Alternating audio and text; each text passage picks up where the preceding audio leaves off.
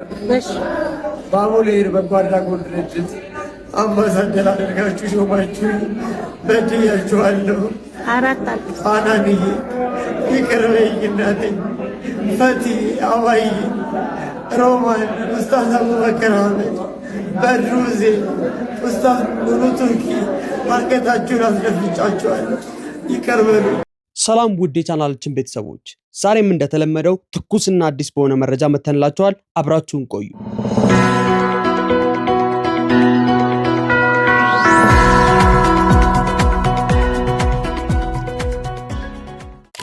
እንግዲህ ከሰሞኑን ጋዜጠኛ ሶፎንያስ ከጸበል መውጣቱን አስመልክቶ እጅግ ብዙ ነገሮች በማህበራዊ ሚዲያ እየተዘዋወሩ ይገኛሉ። ጋዜጠኛ ሶፎንያስ ከዚህ ቀደም ፍሬዘር ከተባለ አንድ ግለሰብ ጋር በነበራቸው ግንኙነት እንዲሁም ደግሞ መልእክት ከኢትዮጵያዊ ባህልና አኗኗር ዘይቤ ወጣ ባለ ማለትም እዚሁ ጋር ቃሉን ለመጠቀም በሚያዳግት አገላለጽ በማህበራዊ ሚዲያ ላይ የተነጋገሯቸውና የተላላኳቸው ሜሴጆች ወጥተውባቸው ብዙ እጅን በአፍ የሚያስጭኑ ዶክመንቶችንና ፎቶዎችን ደግሞ ሲለዋወጡ እንደነበር ህዝብ የሚያውቀው አደባባይ ሚስጥር ነው። ሆኖም ሶፎንያስ በዛን ወቅት ወደ ሚዲያ በመቅረብ ይህ ሁሉ ያደረኩት እኔ አይደለሁም፣ በሆነ ነገር ተጠቅቻለሁ፣ ህዝቡ ወደ እኔ ከመፍረድ ይልቅ ይጸልይልኝ፣ እኔም ራሴን ለማረጋጋት ወደ ጸበል እገባለሁ ማለቱ ይታወቃል። ሆኖም ሶፎንያስ ለ5 ወር ያክል ከሶሻል ሚዲያም ሆነ ከማንኛውም ህይወቱ ርቆ ወደ ገዳም እንደገባና ጸበል እየተከታተለ መሆኑን ከቤተሰቦቹ መስማት ችለን ነበር። አሁን ግን ምን ተፈጠረ? ጋዜጠኛ ሶፎንያስ በቅርቡ ከጸበል ወጥቻለሁ፣ ተሽሎኛል፣ አገግሜያለሁ፣ እናንተም ደግሞ ስለበደልኳችሁ ስላስቀየምኳችሁ ይቅርበሉኝ፣ ቃሉም እንደሚለው የበደላችሁን ሁሉ ይቅርበሉ ይላልና እኔንም የኢትዮጵያ ህዝብ ይቅርቱልኝ ዘንድ እማጸናለሁ። ቀጣይ ደግሞ በሰፊ መድረክ ብዙ የምናገረው ነገር አለኝ፣ እስከዛ ግን ቸር ቆዩልኝ፣ አመሰግናለሁ የሚል መልእክትን በፌስቡክ ገጹ አጋርቶ ነበር። ሆኖም ከጥቂት ቀናት በኋላ ጋዜጠኛ ሶፎንያስ የእናቱን ፎቶ ከጥቁር ምስል ጋር ጎን ለጎን በማድረግ እናቴ ሆይ ምን ሆንሽብኝ? እኔን ለማን ጥለሽ? እንዴት በእኔ ላይ መጨከን አቅሞን አገኘሽ? እንዴት ሆነሽ እንዳሳደግሽኝ እያወቅሽ እንዴት ካላንቺ ማን አለኝ? የሚሉ አንጀት የሚበሉ መልእክቶችን በፌስቡክ ገጹ እናቱ በሞት እንደተለየችው አስመስሎ ፖስት አድርጎ ነበር። ከዛም ቀጠል በማድረግ ጥቁር ምስልን ብቻ በማድረግ ረስት ኢን ፒስ ወይም ደግሞ RIP ብሎ ፖስት በማድረግ እናቴ ነፍስሽን በአጸደ ገነት ያኑረው የሚል መልእክትንም አስተላልፎ ነበር።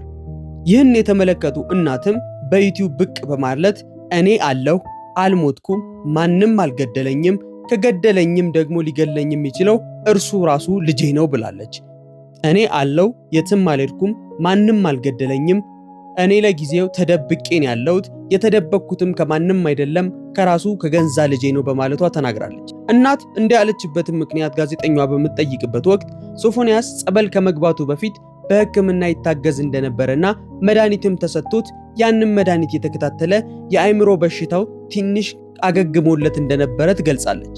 ከዛም በመቀጠል ግን ጸበል ማግባ ብሎ እንደመከረው አላውቅም፣ ጸበል ካልገባው ብሎ እኛንም ጠየቀን፣ እኛም በሐሳቡ ተስማማ። ሆኖም ጸበል ለመግባት በሚሞክርበት ጊዜ በሕክምና ይከታተላቸው የነበሩትን መድኃኒቶች ጸበል ቦታ ይዞ መግባት ክልክል ስለሆነ እነርሱን አቋርጦ ጠቅልሎ ለ5 ወራት ያክል ጸበል መጠመቅ ጀመረ። ሆኖም በሽታው ዕለት ከዕለት እየተባባሰበት ማገገሙ ቀርቶ ይበልጡኑ የሚያስፈራ ሰው ሆኖ ወጣ ትለናለች።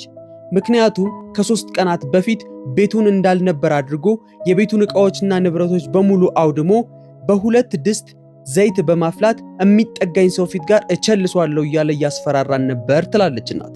ዘይት ጥዶ በ2 ብረት ድስት ጥዶ አንተክትኮ ለኔ ነበር ያ ነገር ላይ ሊገለብጥብኝ የታሰበው ማለት ነው። ሰው ደርሶ አጥፍቶት አውርዶ ይቀዝቅዝ ብለው አስቀመጡት። እኔንም ደግሞ በመጥረጊያ እንደሳተኝና ጀርባዬን መጥቶ ሊጥለኝ እንደፈለገ ጠጋ ብሎ ደግሞ አንዳንዴም ሲለው እናቴ እወድሻለሁ፣ ካላንቺ እኮ ማንም የለኝም እያለ በአፉ ይነግረኛል። እኔም ማምኜ ደግሞ ስጠጋው ድንገት ሳላስበው በመቀየር ገልሻለሁ፣ አንቺን ገድዬ ራሴን አጠፋለሁ የሚሉ ማስፈራሪያዎችንም ያደርግብኛል። ከዛም ባሻገር ደግሞ ብዙ ሙከራዎችን አድርጎ እንደተረፈችና ቤቱን ንብረቱ እንዳወደመባት እናት ትናገራለች። ሆኖም ፖሊስ በመጥራት ፖሊሶቹ የተዘጋውን በር ገንጥለው በመግባት ይዘውት ወደ ሆስፒታል እንደወሰዱት ትናገራለች እናት። አሁንም የምትለው ከዚህ ሰው አድኑኝ፣ እኔ ካገኘሁሽ እገልሻለሁ እያለ ያስፈራራኛል።